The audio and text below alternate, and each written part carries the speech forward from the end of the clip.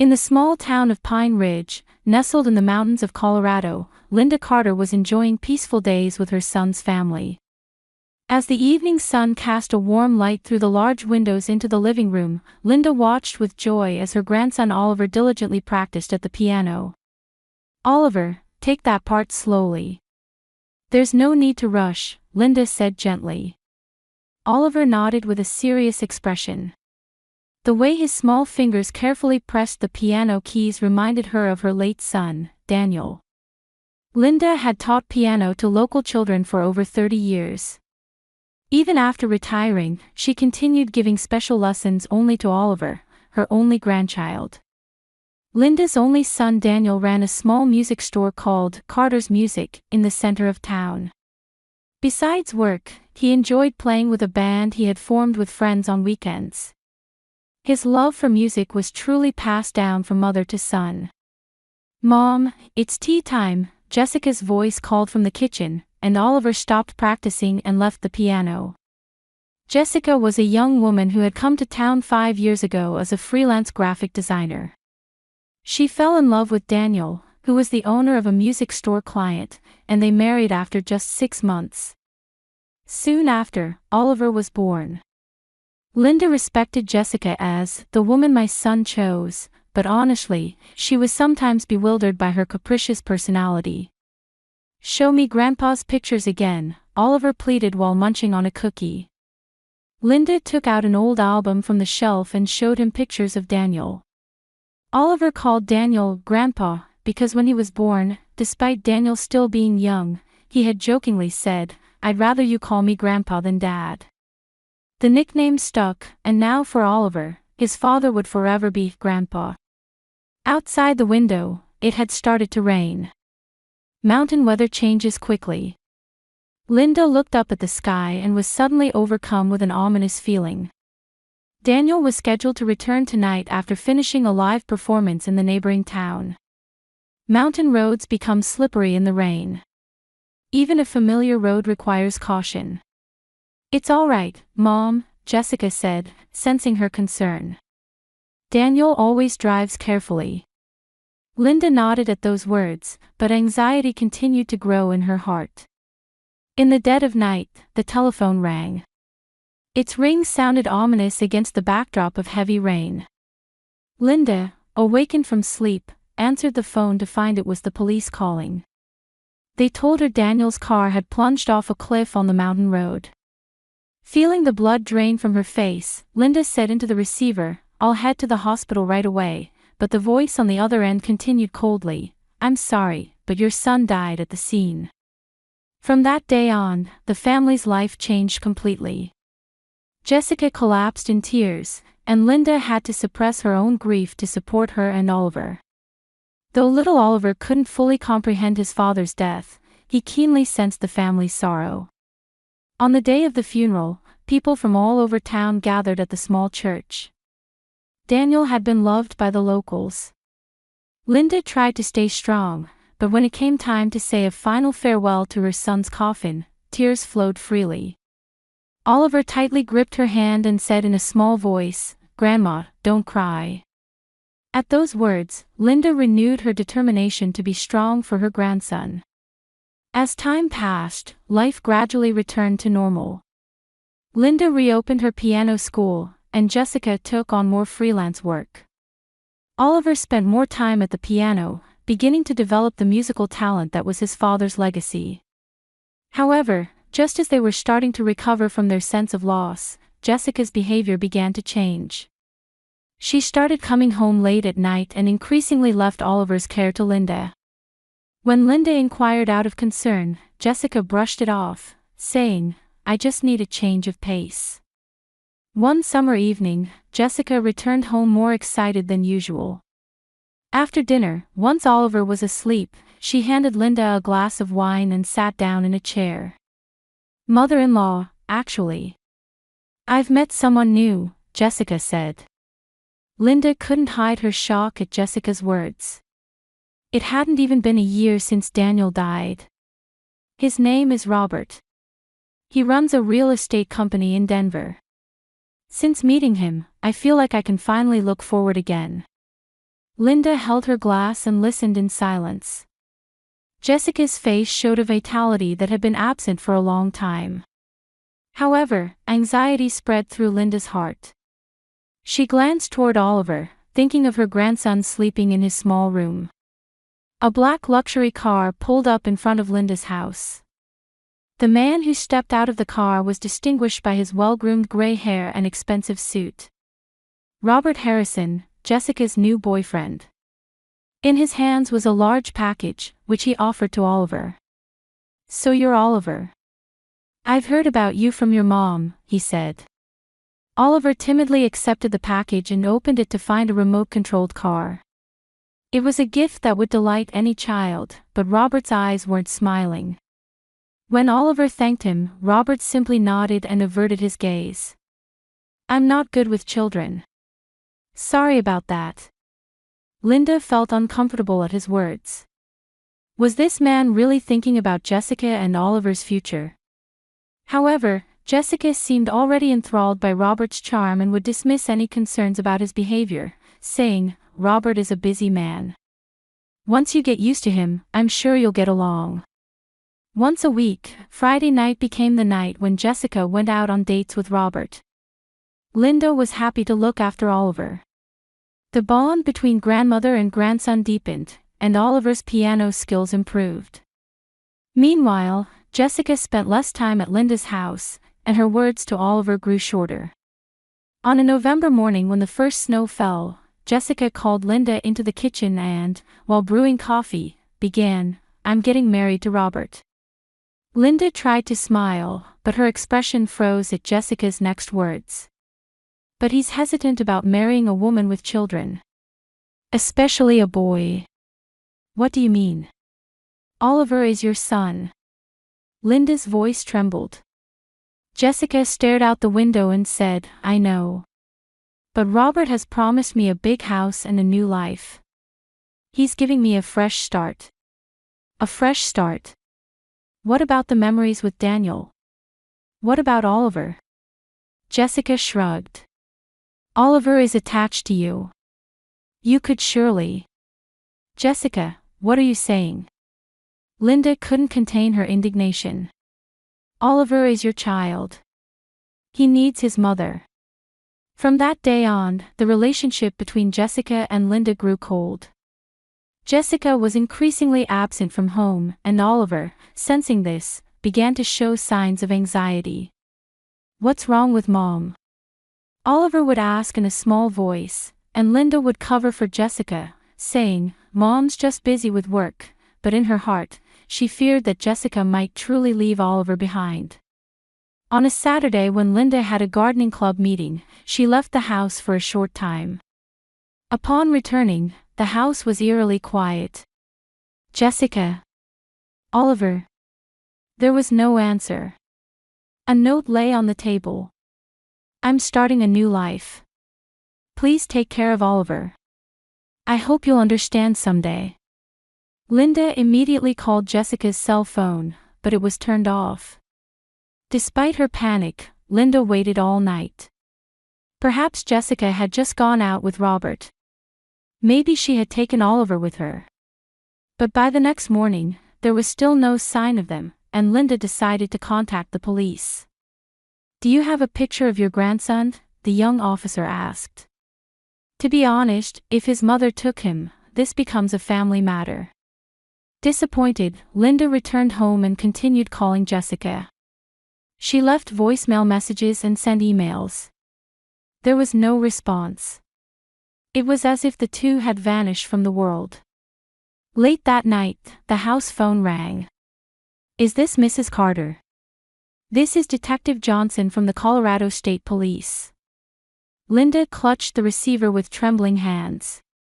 "Your grandson, Oliver Carter, has been found in a forested area of the Rocky Mountains." "What?" Linda couldn't believe her ears. "What do you mean?" "A family camping reported finding a boy off the hiking trail. The boy identified himself as Oliver Carter and gave us your contact information. He's currently at Mountain View Police Station.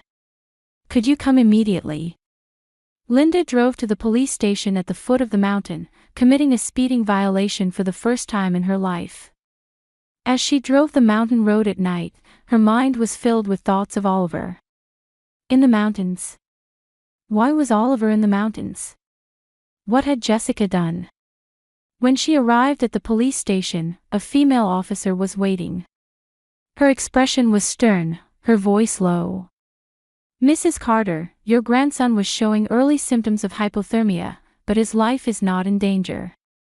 He was truly fortunate. If campers hadn't come by." "Where is Oliver now?" "This way." As she entered the room she was led to, Linda's feet froze. Oliver was wrapped in a blanket, shivering in a chair. His clothes were muddy and torn, and he was missing one shoe.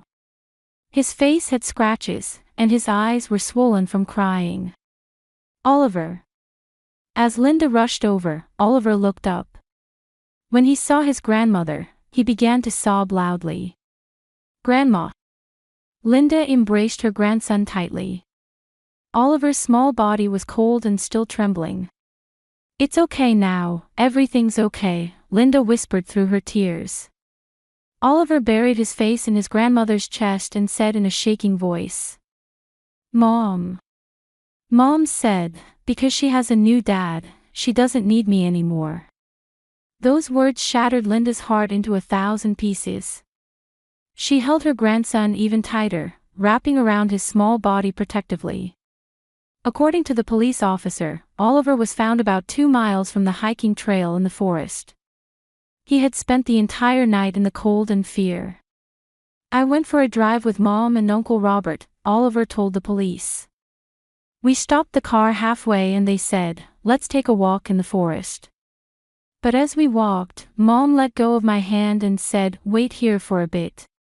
But she never came back." Linda was bursting with anger and sadness. How could she believe that her daughter would abandon her own son in the mountains? The police began searching for Jessica and Robert, but they said the two had likely already left the state. "Take your grandson home," Detective Johnson said. "We've contacted Child Protective Services, but for now, it's best if you take care of him. We'll explain the legal procedures later." That night, after having Oliver examined at the hospital, Linda took him home. Oliver fell into a deep sleep, and Linda spent the whole night listening to his breathing, thinking about the path they would walk together from now on. As morning light filtered into the kitchen, Linda was making pancakes, Oliver's favorite. 3 months had passed since that terrible night. For the first few weeks, Oliver would wake up from nightmares in the middle of the night, calling for Linda in tears. The psychologist diagnosed him with abandonment trauma, and Linda was determined to do everything in her power to heal his emotional wounds. "Good morning, Oliver." Linda smiled as she saw her grandson coming down the stairs. Oliver was still somewhat quiet, but his expression had become brighter than before. "Good morning, Grandma," he smiled slightly. "I smelled pancakes." "That's right. I put plenty of blueberries in them." Linda had gone through legal procedures and formally became Oliver's guardian. There was still no trace of Jessica and Robert, but information had come in that they had married in Las Vegas. The police believed they should be charged with child abandonment, but Linda didn't wish to press criminal charges. All she wanted was a peaceful life with Oliver. After breakfast, Linda sat Oliver at the piano. A month ago, she had reopened a small piano school, and Oliver was taking lessons there along with other children. "Let's start a new piece today," Linda spread out the sheet music. "This is a piece by Bach called Invention. It's a bit difficult, but I know you can do it." Oliver looked at the sheet music with a serious expression. It seemed he could only open his heart when he was in touch with music. When he played the first few notes, a faint expression of joy appeared on his face. "Music is the language of the soul, Oliver," Linda said gently. "Sometimes when there are things you can't put into words, music can express them." Oliver nodded silently and let his fingers run over the keys again. Watching him, Linda made a promise in her heart, no matter what, she would protect this child's talent and heart. Time passed, and Oliver turned 7. A small birthday party was being held in the backyard of Linda's house. Friends from Pine Ridge Elementary School and students from the piano school gathered to celebrate Oliver's birthday. He had become less shy than before, but still didn't like standing out in large groups. "Let's cut the cake." Linda brought out a large chocolate cake. The candle flames reflected in Oliver's eyes as he looked up at Linda's face. "You make a wish before blowing them out," one of his friends said.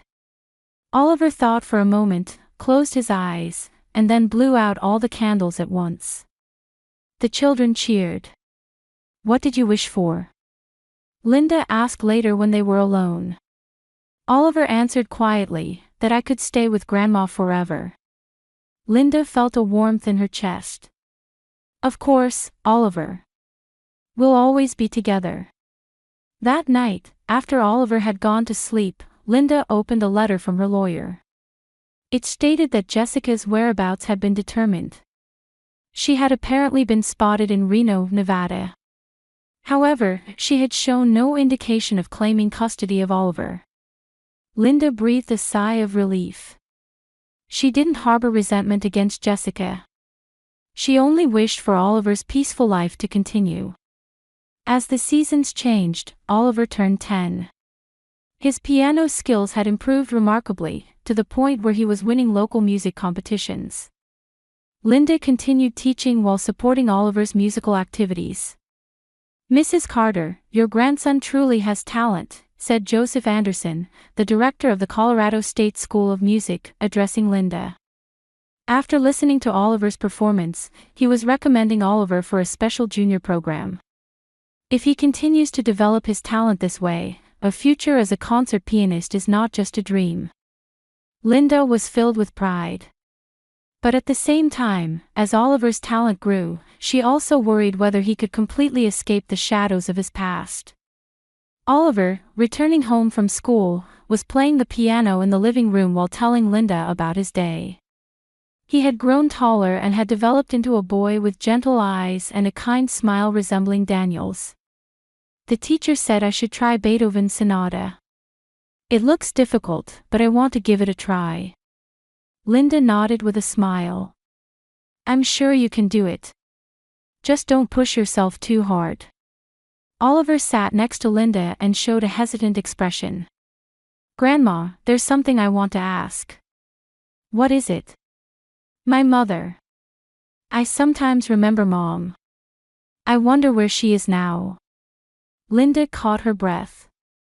She knew this moment would come someday. She placed her hand on Oliver's shoulder. "Your mother chose her own path. Sometimes, even adults make wrong choices. But having you here, being able to spend time with you, is the greatest gift to me." Oliver thought for a while, then slowly nodded. "I feel the same way. I'm happy to be with you, Grandma." Linda was relieved at those words. The wounds of the past might not have completely disappeared, but the bond they had built together had grown stronger than those wounds. Around his 12th birthday, Oliver began participating in a junior program at a renowned music school in the state. On weekends, he traveled to Denver for formal lessons. As a talented young pianist, his name gradually became known in the music world. "Grandma Linda," Oliver called during a break in practice. "Will you listen to this piece?" He began to play a piece that Linda had once taught Daniel. Linda felt her eyes grow hot with emotion. Oliver had a passion for music like his father, and his talent was blossoming even further. "Wonderful, Oliver," Linda applauded. "Your father must be so proud of you in heaven." At 13, Oliver was featured in the local newspaper as a young musical talent. The article included a photo of his concert and a brief interview. "My driving force is my grandmother. She taught me to love music and to never give up." Following that article, support from locals increased, and Oliver's concerts were always packed. His performances were praised not only for their technical accuracy but also for a depth of emotion that seemed beyond his young age. In the spring when Oliver turned 15, he was set to compete in a national young musicians competition. This competition was known as a gateway for talented youth. Just before the competition, Linda celebrated her birthday. Oliver took time from his practice to prepare a homemade dinner. "Happy birthday, Grandma," he placed a cake in front of Linda. "I've grown up thanks to you. That's why I want to give an especially good performance at this competition." Linda smiled as she gazed at her grandson. 10 years since that rainy night. They had overcome many difficulties and had now become an irreplaceable family. In her heart, Linda vowed to continue supporting Oliver's dreams. On the day of the competition, Linda stood by Oliver, encouraging him. Oliver appeared a bit nervous, but his eyes shone with determination. "I'm always proud of you, Oliver," Linda held his hand. "Whatever the outcome, I know you'll give your best performance." Oliver nodded and headed to the green room to prepare for his performance. Linda sat in the audience, reflecting on their journey. The small boy who had been abandoned in the mountains was now preparing to stand proudly on a national stage. Tears welled in her eyes. They were not tears of sadness, but of pride and love. Then, Oliver's name was announced. Oliver took a deep breath and nodded toward Linda. "I'll play for you, Grandma." As she watched Oliver walk onto the stage, Linda felt a warmth in her chest. It had been 10 years since that night he was abandoned in the mountains. That small, wounded soul now shone brightly. From the audience, a mixture of anticipation and tension could be felt. Notable musicians and instructors sat in the judges' seats, and scouts and music professionals could be seen throughout. Oliver bowed to the audience and sat at the piano. A moment of silence. Then, his fingers touched the keys. The moment the first note sounded, the atmosphere in the venue changed. Oliver had chosen Chopin's Ballade No. 1. He played this technically challenging piece as if weaving a story. In the passionate, intense parts, his fingers raced across the keys, and in the delicate, introspective parts, he created a stillness as if time had stopped. Linda sat at the edge of her seat, listening to her grandson's performance. Oliver's music reflected his own life. The sadness of his lost childhood, the terror of the night he was abandoned in the mountains, and the joy of finding a bond with a new family. The audience held their breath, drawn into his musical world. When the last note echoed through the hall, after a moment of silence, thunderous applause erupted. Several audience members stood up, shouting "Bravo!" Oliver bowed deeply and left the stage. Linda waited for Oliver in the green room. With the competition results scheduled to be announced in the evening, they had time to rest. "You were wonderful, Oliver," Linda embraced her grandson. "Your music reached everyone's hearts." Oliver smiled shyly. All that practice paid off. There was a knock, and the door opened. It was the competition director. "Mr. Carter, that was a magnificent performance," he said with shining eyes. "Representatives from several music schools would like to meet you." Oliver and Linda exchanged glances. This invitation meant that Oliver's talent had been officially recognized. With barely contained excitement, Oliver followed the director. Linda remained alone in the green room, organizing her grandson's belongings. She felt tired, but it was a happy exhaustion.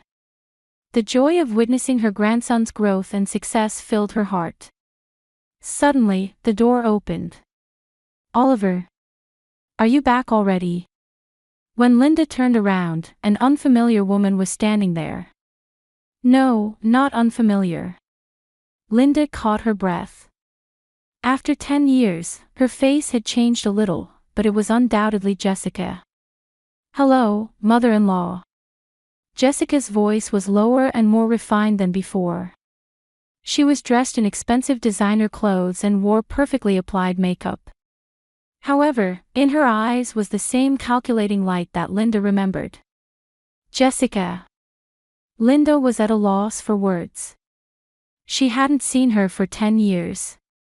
And now, On Oliver's day of glory, she had appeared. "Why are you here?" "I came to hear my son's performance," Jessica answered matter-of-factly. "It was wonderful. His talent is genuine." Linda felt anger rising within her. "For 10 years, you didn't show your face. You weren't there when Oliver was shivering in the mountains, when he was screaming from nightmares in the middle of the night." Jessica shrugged. "I was young and confused. Robert." She cut off her words. "But now it's different. I should have rights to my son." Just then, the door opened again, and Oliver returned. There was still excitement on his face. "Grandma, you won't believe it. The Juilliard teacher." His words stopped midway. Seeing the woman before him, Oliver's expression froze.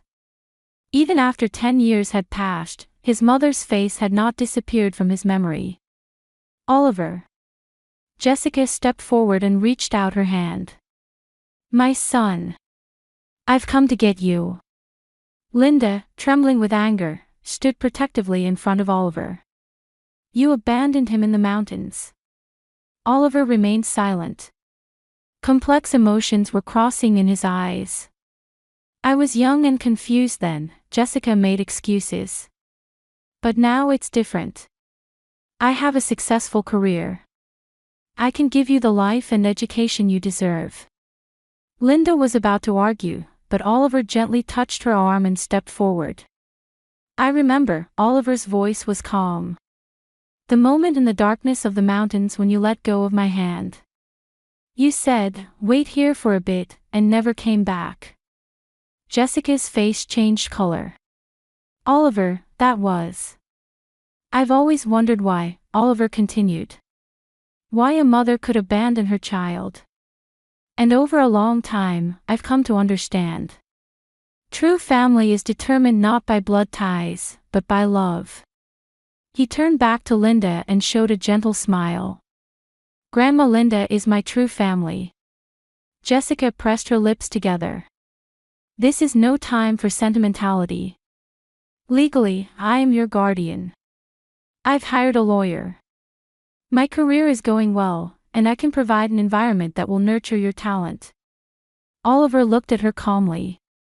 "I'm no longer that 5-year-old child. I'm old enough to make my own choices." He stood beside Linda and took his grandmother's hand. "The 10 years I've spent with Grandma are my whole life. Grandma taught me not just music, but love and compassion as well." Jessica's face flushed red, and she retorted, "Legally, I am your guardian." But Oliver was no longer listening to her and turned his back. "Let's go, Grandma. It's time for the results announcement." Linda looked proudly at her grandson.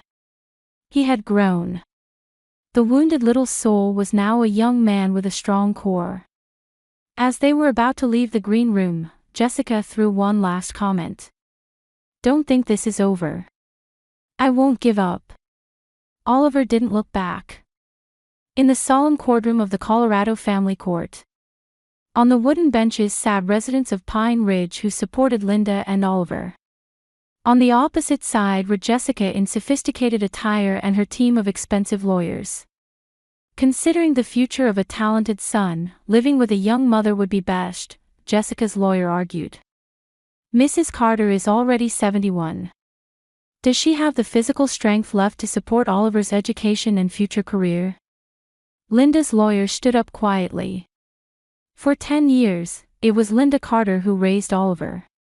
During that time, the defendant, Jessica Carter, never once made contact or paid child support. Standing at the witness stand, Oliver surveyed the entire courtroom. His eyes were calm, and his voice unwavering. "I remember that night," he began. "At 5 years old, I was left alone in the darkness of the mountains. I was cold, scared, and cried continuously." The courtroom fell silent. "But Grandma came for me. For the next 10 years, Grandma gave me love and security. It was Grandma who nurtured my musical talent and taught me what's important as a human being." Oliver looked straight at the judge. I am no longer a child. I should have the right to decide my own future. And I choose to live with my grandmother. On Judgment Day, the judge dismissed Jessica's custody claim.